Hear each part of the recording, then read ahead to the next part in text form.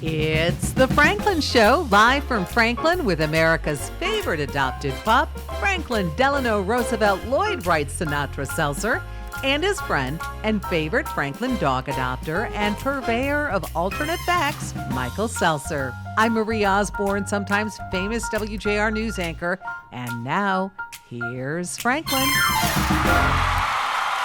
Hey, thanks everybody for being here again. Thanks to my great band. You guys are magnificent as always. Fabulous audience. What a handsome group of human specimens out there. And thank you, Marie Osborne. We go way back, years ago, we met, and you have had this illustrious career as a news reporter on WWJ and WJR. Marie Osborne, thank you so much for being my announcer here on The Franklin Show today. We've got a great list of guests coming up, and we'll be right back after we pay the bills. Hi, I'm Smokey Bear, and I made an assistant to help you prevent wildfires. Dude, I've got this. I've been camping since I was 5 years old. But I am a camping influencer. You know what? I'll bet you $5. Okay. Assistant Smokey, what is the best way to put out a campfire? To put out a campfire, drown with water, stir, drown again. Then make sure the fire is out cold by feeling with the back of your hand. Wait, really? I'll take the $5. Hey everybody, welcome back to The Franklin Show. I have a very special guest that I've been looking forward to having on the show. Susan Pepper, welcome to The Franklin Show. Good morning, Michael. So good to be here. It's great to see you. Susan is the very first Chief Operating Officer of the Zekelman Holocaust Center on Orchard Lake Road near 12 Mile. We're very proud of that. And you've got an illustrious history and background, 20 plus years at Ford Motor Company with some of my dear friends.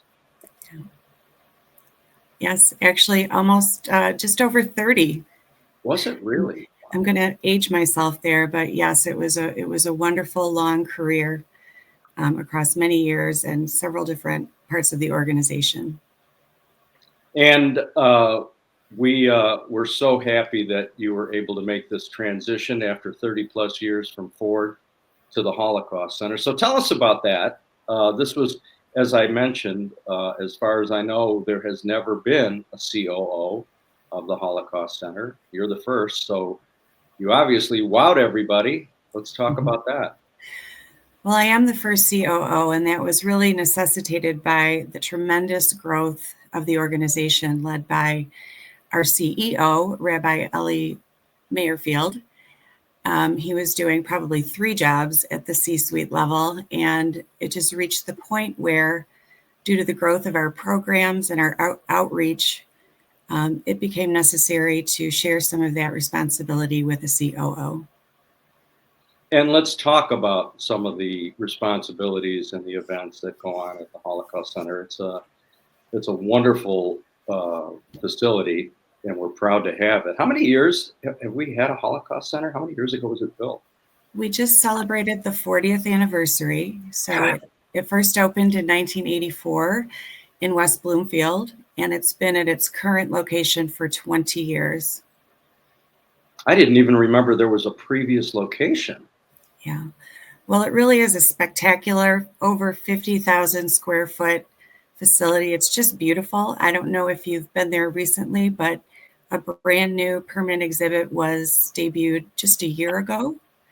So for your viewers, if you haven't been in the last year, you really have to make it a priority to see the great work with the new exhibit. And yes, I was there recently for an event within the last 60 days. Obviously, for those of us who have been affected, I have survivor relatives. It's a very enlightening and difficult place to tour. But I do think it's important now more than ever. I mean, since October 7th, obviously, a lot of focus has been placed on anti-Semitism throughout the world. How are you and the organizers at the Holocaust Museum dealing with that? Well, we've given it a lot of thought. You know, we have a tremendously engaged board of directors. Many of those members have been with us even from the very beginning. And obviously, we take our mission very seriously in terms of remembering the victims of the Holocaust and memorializing their experience, as well as the survivors who came to Michigan after World War II to rebuild their lives.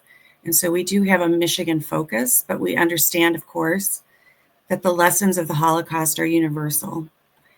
And I guess our shift, if you will, after October 7th was really to firm up our strategy around making sure that these lessons that we teach, we are primarily an educational facility, help us tie to addressing anti-Semitism, discrimination, and hate-based violence that goes on today.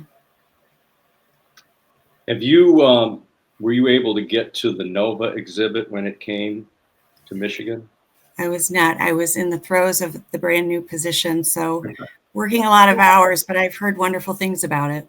Yeah, I had the experience of visiting Los Angeles, which is where it was originally.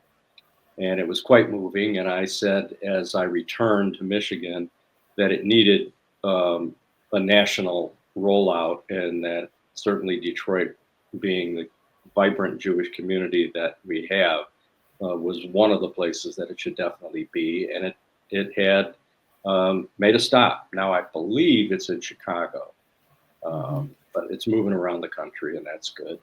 And there's all kinds of news coming out currently about the situation in the Middle East, whether there is a ceasefire or not. As of this moment, it appears unclear. But it's a complicated issue and affects a lot of people. And so it's hard to dismiss the impact that that's had all over the world and so many people. So what else does the Holocaust Center do to help further educate, and how can people find out more information? I think we're best known for the work that we do with students throughout the state of Michigan. Many come to our museum to learn about the Holocaust as part of their schoolwork. We also do a tremendous amount of workshops and teaching of the teachers so that they're better equipped and prepared to meaningfully educate their students on lessons from the Holocaust. But we've recently also grown into more and more adult programming. For example, we're working with the security sector, so law enforcement and others related to law enforcement, to help them see the importance of their role in adapting those lessons from the Holocaust in the work that they do today. We've also been expanding into groups such as the medical community and business leaders. So there's really no end to the amount of work that we can do to help adults and children apply those lessons to their daily lives. Great. The Holocaust Center is on Orchard Lake Road. What are the hours, and so people can come by? And do you need any kind of reservation to purchase tickets? No, you can drop in. You can go to our website, holocaustcenter.org. We are open Sunday through Thursday from 9:30 to 5, Friday from 9:30 to 3. And a really special thing that people should think about seeing is our Survivor Speaker Series. So every Sunday at noon, we have a limited number, sadly, of survivors still available to speak, but they come and they support us, and they give these really touching, amazing testimonies of their experiences. And so I would encourage everyone to think about a Sunday visit. Yeah, we have to cherish those survivors. There are a series of books produced by our friend Monty Must, who is a local well-known photographer. The books are called Living Witnesses, and they traveled the world, Monty and her team, which at some point included my wife, Lori, interviewing survivors all over the world and compiled them into a series of books called Living Witnesses. I'll get something up on the screen about that too, so if people want to procure a copy of that. I don't know if it's available at the Holocaust Center, but we have talked about that in the past, so that's something that we'll pursue. Susan, I greatly appreciate your being here today. I've known you for a number of years. We have mutual friends from Ford Motor Company when I was in the marketing business. That was one of my clients, Betsy McKelvey and Dan Trainer and so on. And a lot of fond memories of our work together. And I've known you, and you're a fine Franklin villager, and I couldn't be happier for you having this wonderful opportunity at the Holocaust Center. I've been almost 23 years now in Franklin, and it's just such a beautiful village with tremendous neighbors. So pleasure to know you as well, Mike, and I really appreciate you inviting me to share a little bit more about the Holocaust Center. It's my pleasure as well. Thanks, Susan. Thanks for joining us. Folks, we'll be right back after these words. When it comes to disasters and emergencies, it's not a matter of if, but when. I'm relying on luck, but who knows if it'll be on my side. Let's prepare so we all have a better story to tell. Take control at ready.gov/olderadults. Okay, thanks everybody. Welcome back to the Franklin Show. I am very, very pleased and appreciative of my next guest, because were it not for my next guest, there would be no Franklin Show. Marilyn McKiddie is the owner of Home Furever Adoption, and the story goes like this. Here in the village of Franklin, we have our annual Labor Day Roundup, and every year we have a dog adoption area that people can come and visit and adopt puppies. And after many, many years of walking through this particular area, Lori and I decided to make our way through onto the next exhibit. And I saw a puppy in a cage that I just fell in love with. And I say that this was an unplanned pregnancy because we had not even discussed adopting a dog. We'd had kitties for years. And our last kitty, Oscar, passed away a couple years ago, but this is back now six years ago. And so we see Franklin, who wasn't named Franklin at the time. And I just said, oh my God, look at that boy. I want him. And we adopted Franklin, who is the love of my life and the star of this show, and in a warmer climate right now. So this is the little stuffed version of Franklin. But were it not for Home Furever and that day, I would not have met Franklin. So please welcome Marilyn McKiddie. And thank you so much for not only being here, for being the impetus for this whole new life that I have begun to enjoy as not only an adopter of one, but then a second, because the very next year I went back, as I would, to show off Franklin. And then we saw a little man who we named Winston, and now we have Franklin and Winston. And it's all because of you. You're so welcome. Well, okay, so Marilyn, let's talk a little bit about the background of Home Furever. Mm-hmm. When did you start it? How did you start it? And take it away. Well, I've always been an animal rescue person for years, my sister and I. And back in the day before they had rescues, my sister and I would rescue animals, off the streets ourselves, and we get them vetted, and we put ads in paper and go do home visits and get reimbursed. We'd show them the receipt, make sure everything was fine. And then all of a sudden I heard about a rescue copy. I never really knew much about this. And I met a lady, and she had a rescue, Hands for Paws, and had many dogs. And I started showing with her. And then I eventually became my own rescue, but I didn't have a name or a 501c3 until 2003, when we actually became Home Furever Animal Rescue. I've been an animal person all my life, ever since I was a child. I got that from my grandmother, and rescuing many dogs from the streets that were going to be euthanized at the shelters, owner give-ups. just discarded animals, and we would bring them in. We're foster.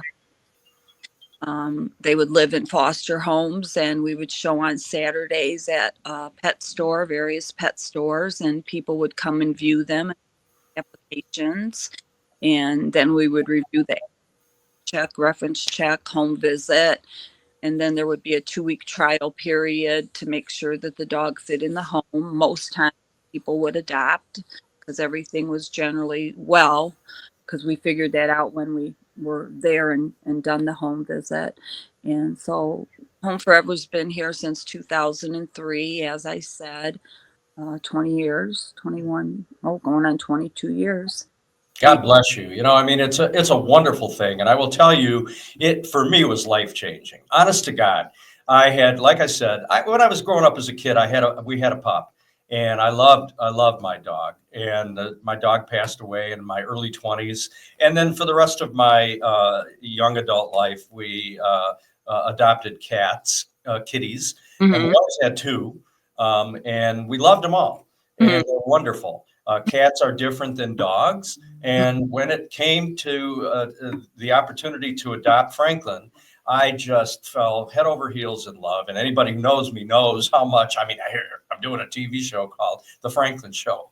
Well, it's because we're in Franklin Village. We adopted in Franklin. We named him Franklin, and the rest is history. But it's such, and I use the word mitzvah, you know what that means. It's a wonderful thing to do. Because yes, anybody can buy a dog. You can go if you want certain pedigrees and so on. And I understand that. But to adopt a pet is a wonderful thing to do if you can do it. It helps the pet, and it's a good thing for you as well. And to be honest with you, I can't even imagine how anybody lost Franklin and then Winston. In both cases, we know very little about the background. Franklin, when we found him, was 5 years old. And you said you found him in Detroit. He was injured. I'm a Detroit boy, so that's a story that sticks with me. I'm injured. Oh, my goodness. And Winston was found in West Bloomfield, splayed out on an ice-covered road near death, and you and your husband brought him back to life. And oh my God, he's a wonderful pup. Yeah, they turn out to be the most wonderful, loyal animals. They're very loyal to you for rescuing them. They know that, and they just love you for it. Well, I mean, look, everybody knows dogs are unconditional lovers. Their whole lives revolve around you. There's nothing better. I've told my kids, had I known then what I know now, I wouldn't have had them. I would have had puppies. But when I come home to my 2 boys, and they're just so appreciative, it's such a wonderful, wonderful thing. So I am in awe of you and what you've done over the past 20 years. I want to do everything I can to help you. You know, I've set up fundraisers for Home Forever. I'm proud to present you on this show and our nationwide audience of people. How can people find Home Forever? Homeforever.com is our website. You can go on there and read all about us and see the animals that are available for adoption. You can find our email address on our website as well. We're in the Metro Detroit area, foster home based all over. We have foster homes everywhere. And how many volunteers do you have working with you? Well, it's gone down from when COVID started. We used to have about maybe 50 volunteers, about 30 foster homes. But since COVID, everything's gone down. We have less volunteers, which are needed. Hardly any foster homes anymore. No one wants to foster. It's just really hard out there for all the rescues and South.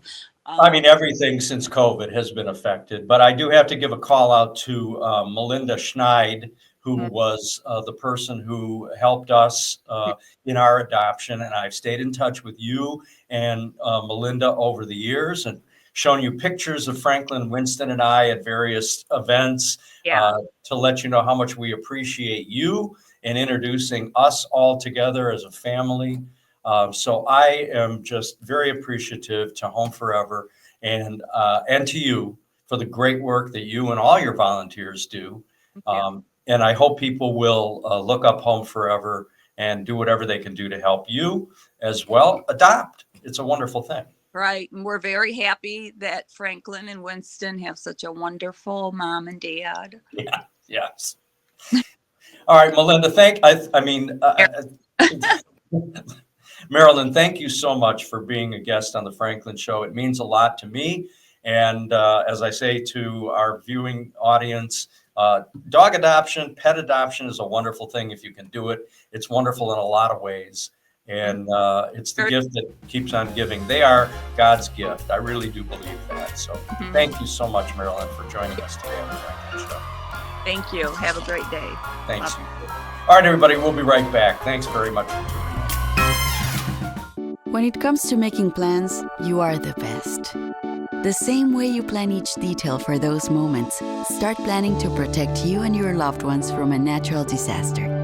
Protecting your family is the best plan you can make. Welcome back, everybody, to the Franklin Show. Franklin and I are very pleased to introduce a topic that's near and dear to my heart, and that is a program called Main Street.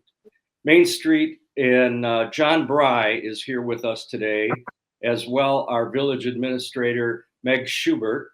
And John, why don't you start out by giving us an overview of the Main Street program and how long Franklin, a village, not Franklin the puppy, have been a part of Main Street. Sure, happy to do that. Hey, thanks for having me. And hi, Mike and Franklin and Meg. So the Main Street program was actually started through the National Trust for Historic Preservation around 1979. It was a response to the decline of historic downtowns across the country and the loss of historic buildings as a result. And so the whole Main Street concept was born and officially launched nationwide in 1980, starting with 3 communities, and that has grown to about 1,800 Main Street communities around the nation. The Main Street framework basically follows 4 points of design, organization, promotion, and economic vitality. And in our case, in Oakland County, we are the only countywide coordinating Main Street program in the U.S. That involves 29 communities, including Franklin. And Franklin has been designated a Main Street community since about 2010. And as of the last 5 years, they've been a designated and it's credited community with Main Street, Oakland County. Well, I'm very proud of that. I know when we first began, it was an unknown, and Franklin being a historic village, we felt it was something that we wanted to embark upon. And of course, we've done some great things over the past several years to improve and enhance our downtown. And along with that, the sidewalks program, which was part of our Streetscape 2020 plan, to help provide more walkability for people in the village who live not immediately around the downtown area, and provide them better access to improve the experience, provide lighting, which we did not have, and landscaping, which has beautified the environment. And I think the results of that are that we have a lot of new business coming into the village. We've interviewed Jay Farner, who's got a brand new restaurant called the Franklin Oyster Bar and Grill, opening up sometime in the next month or so. As well, the business next door, he purchased the building and is going to be putting in a carry-out market, fast foods, prepared foods, not fast food, but prepared foods, business called Polly. And then, of course, Lisa McDonald, who's opening up the Gray Dog Cafe where the Farmhouse Coffee House was. So we have had some great result to the work that we've done. Meg Schubert, our current new village administrator, was one of the original members of the Main Street administration team. So Meg, why don't you talk a little bit about your experience with Main Street and how that economic development is helping our village? Absolutely. So I have been fortunate enough to work directly with Main Street and the village of Franklin. And I think that Franklin as a village is a perfect candidate for Main Street because we are a community that is, um, relatively small and very connective. So over the past few years, some of the things that we have already highlighted were main priorities: pedestrian safety, walkability, connectivity. And we like to do so by keeping strong grasp on our historic roots. So we've seen some new businesses come into the area. We're expecting even more with these new establishments that are coming in. One of the things we've heard from our residents a lot is we'd love to be able to grab some food. We'd love to be able to grab some lunch or a cup of coffee down here. You have beautiful boutiques, but where can we sit and mingle? And so I think that what we're seeing here and what we're expecting to come in as an improvement is really in response to that, having these new food establishments come down. Throughout the years, we also host some great events. We focus on bringing families and children together.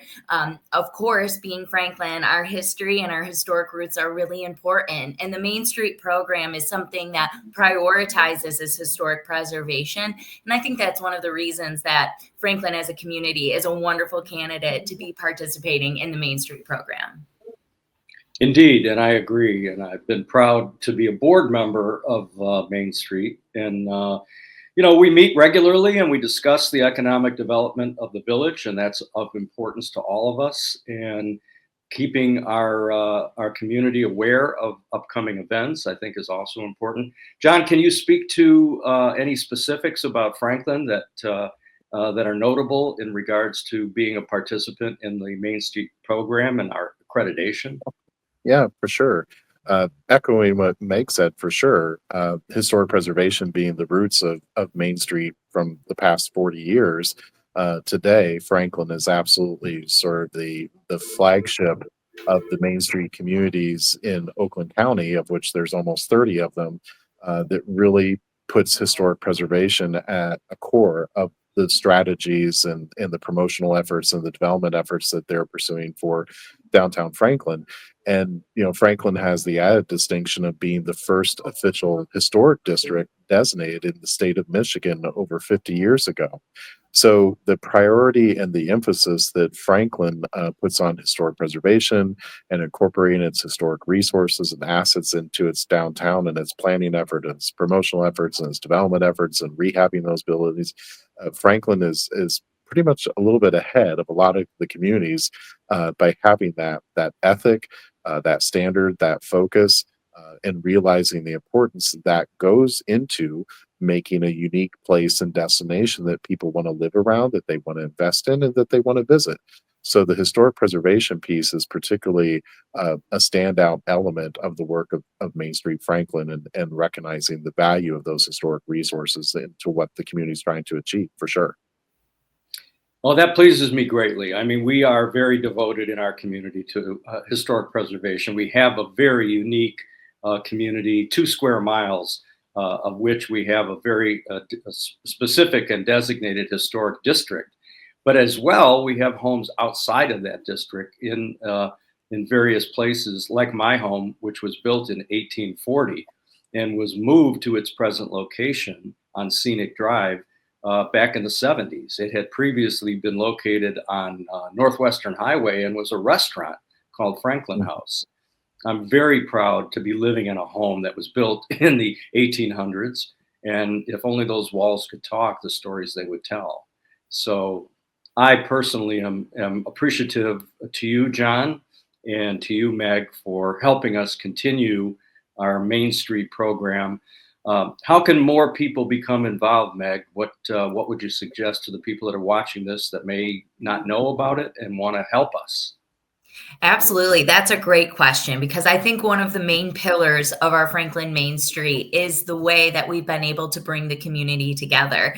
If we look at the way that our board is made up now. It's completely different than it was 3 years ago. We're seeing a lot more activity. We're seeing a lot more connectivity with other factions of the village all coming together under this umbrella. So we're always in need of ideas, volunteers, enthusiasm. So anyone who is passionate about the village of Franklin, about connecting the community, about working with families is encouraged to volunteer with Main Street. So there are a number of different ways you could do that. The first and foremost, you can always reach out to us at the village office, send us an email, give us a phone call, and we can point you in the right direction. We have monthly board meetings, which the public is absolutely welcome to come and observe. And if getting a seat on the board is something that is particularly appealing to you, there could be room over there. You know, there's always turnover and vacancies. So I would encourage anyone who would be interested to contact the village office, and we could point you in the right direction. But it's a great and very inclusive group. I can say that it's a diverse group. There's definitely room for everybody, from volunteering at our events or just coming to give your input. Tell us what you love about Franklin. Help the group find priorities that are really echoing the community as a whole. So any questions about Main Street whatsoever, I would encourage anyone to go ahead and reach out to the village offices. You can reach out to myself or to Susan Goldstrom, and we will get you where you need to be and get you involved. Yeah, we should say Susan Goldstrom is our economic development person, and she is at a function right now, which prohibited her from joining us. But we had invited Susan to speak to us. Do we have a Main Street website? And if so, I'll have that put up on the screen. So we do have the Main Street website. We'll go ahead and get that linked over. And on that Main Street website, it has some information for other small businesses that will be starting. There's a new business packet and an outline there on the flow of Franklin, and hopefully can answer a lot of your questions. You can go to the site directly, or you could visit the village website and link right over to it. Perfect. And I'll just add in there, Mike, too, there's also a Main Street Franklin Facebook page if people want to check out the socials there. And just to tag on to what Meg was saying in terms about how people can get involved, there's going to be all kinds of different committees and project task force. And so if the board is not necessarily appealing to folks, there's lots of different ways to volunteers on project committees or project tasks, you know, the volunteers that put on the block party. So there's all types of different ways, and it's a fun group. And if you're not having fun at Main Street, you're doing something. So you want to have fun. To have fun as part of the Main Street experience. Well, we in Franklin are known for having fun. We've got a lot of great social experiences all throughout the year, so we're very proud of that. Hey, listen, I want to thank you both for joining me today on the Franklin Show and getting this information out to the public. We appreciate you, John. We appreciate you very much, Meg. And thanks to everybody watching. Join us, and we'll have the website put up on the screen so you can follow through and make your way to the Main Street website, check out Facebook page, etc. All right, I'm going to wrap this up. Thanks, you guys. Thanks for joining us. Thank you. And folks, we'll be right back after a word from our sponsors.